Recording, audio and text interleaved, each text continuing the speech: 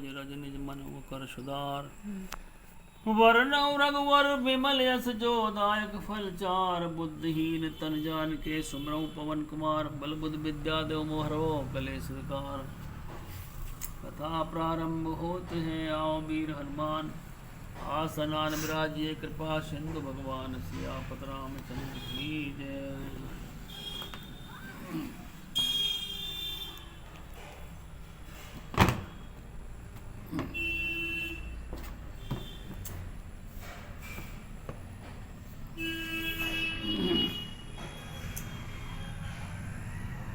जरा मरण दुख रहित तनु समर जिते जनिज को। एक छत्र रूपहीन महिराज कल्प सत हो। सियापत रामचंद्र की जय। मेरा शरीर वृद्धावस्था मृत्यु और दुख से रहित हो जाए। युद्ध में मुझे कोई जीत ना सके और पृथ्वी पर मेरे 100 कल्प तक एक छत्र अकंटक राज्य हो। राजा ने ऐसा कपट मुनि से वरदान मांगा। कहता पसन पे ऐसे ही हो। कारण एक कठिन सुन सो। कालो तू पद नहीं सीसा।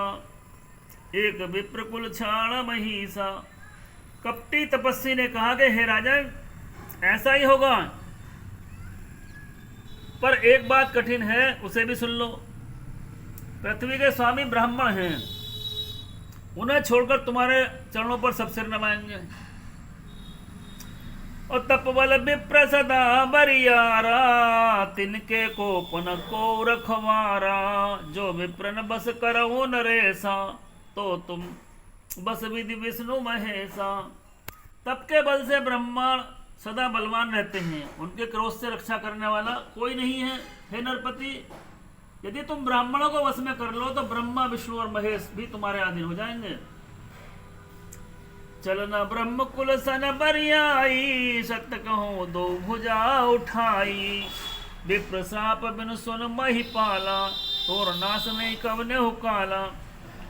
ब्राह्मण कुल से और जोर जबरदस्ती नहीं चल सकती।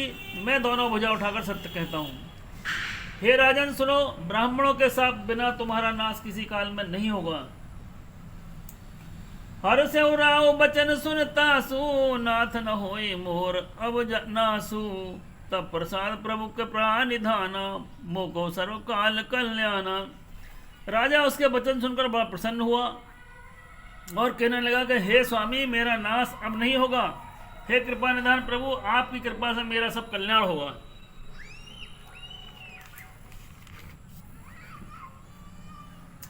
एवमस्तु कई कपट मुनि बोला कुटिल बहोर।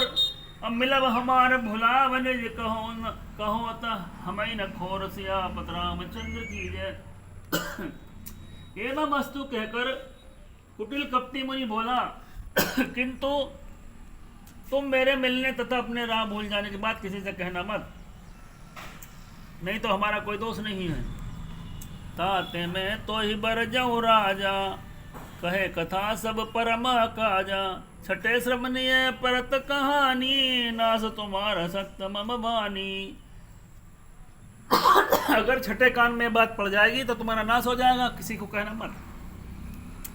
यह प्रगटे अथवा दुज श्रापा। नास तोर सुन भानु प्रतापा। आनो पाय निधन तब नाही। जो हरिहर को पही मन माही।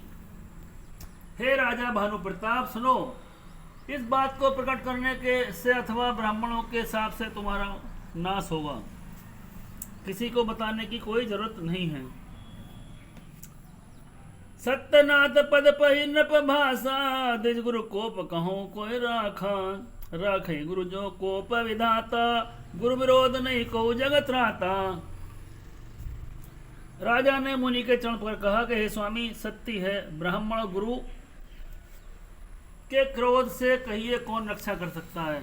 यदि ब्रह्मा क्रोध करें तो गुरु बचा सकता है, पर गुरु विरोध करने पर जगत में कोई भी बचाने वाला नहीं है। जो न चलब हम कहे तुम्हारे। हो नाश नहीं सोच हमारे। एक डर डर पत मन मोरा। प्रभु वही देव श्राप अति घोरा। यदि आपके कथन के अनुसार नहीं चलूंगा तो मेरा नाश हो जाएगा। मुझे इसकी चिंता नहीं है। मेरा मन तो है प्रभु केवल एक बात से डर रहा है कि ब्राह्मणों का श्राप बड़ा भयानक होता है।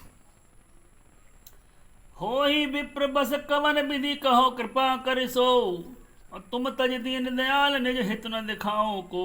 सियापत रामचंद्र की जय। ब्राह्मणों ब्राह्मण को किस प्रकार बस में कर सकते हैं, कृपा करके वह भी बताइए। हे दीनदयालु, आपको छोड़कर मेरा कोई और हितैषी नहीं है।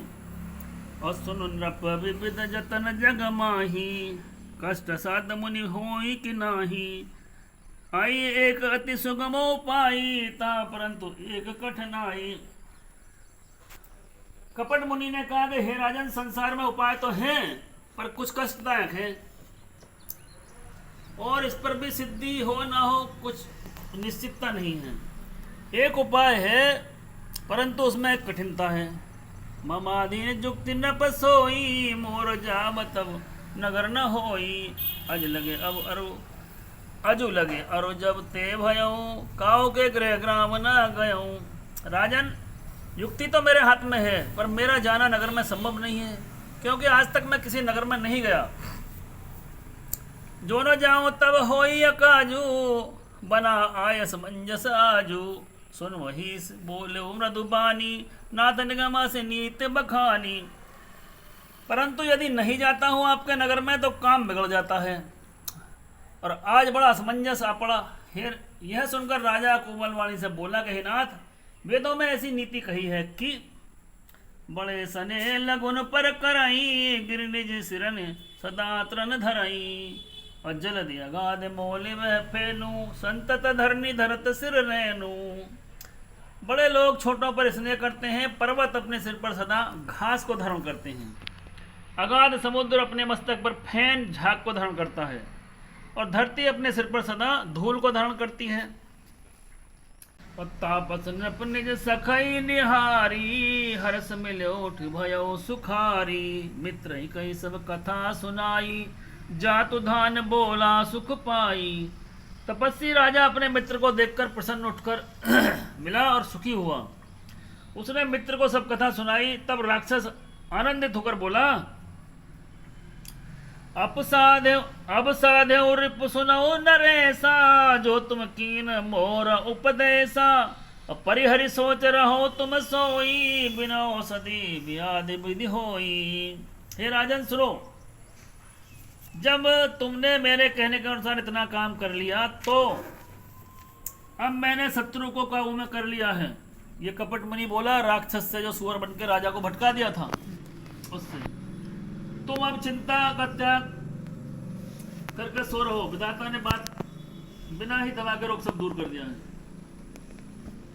अकुल समेत रूपमूल बहाई, चौथे दिवस मिलब में आई। तापस नृप बहुत परितोषा, चला महाकपटी अति रोष। तापस नृप बहुत परितोषी, चला महाकपटी अति रोषी। कुल सहित क्षत्रिय को जड़मूल से उखाड़ बनाकर बहाकर आज से चौथे दिन मैं तुमसे आ मिलूंगा। तपसी राजा को खूब दिलासा देकर महायावी वो राक्षस, अत्यंत क्रोधित राक्षस चला। अब भानु प्रताप बाज समेता, पहुंचाए छन माज निकेता। नपई नार पई सैन कराई, अहिय ग्रह बादस बाज बनाई। उसने भानु प्रताप राजा को घोड़े सहित क्षण भर में घर पहुंचा दिया। राजा को रानी के पास सुलाकर घोड़े को अच्छी तरह घोड़साल में बांध दिया। और राजा के उपरोहित हर ले गयो बहोर, ले राखस गिरि खो महू, माया कर मति भोर। सियापत रामचंद्र की जय। फिर मैं राजा के पुरोहित को उठा ले गया और माया से उसकी बुद्धि को भ्रम में डालकर उसने पहाड़ की खो में ला रखा। जोत जली है राम आरती होने लगी है, भक्ति का दीपक प्रेम की बाती, आरती संत करें दिन राती।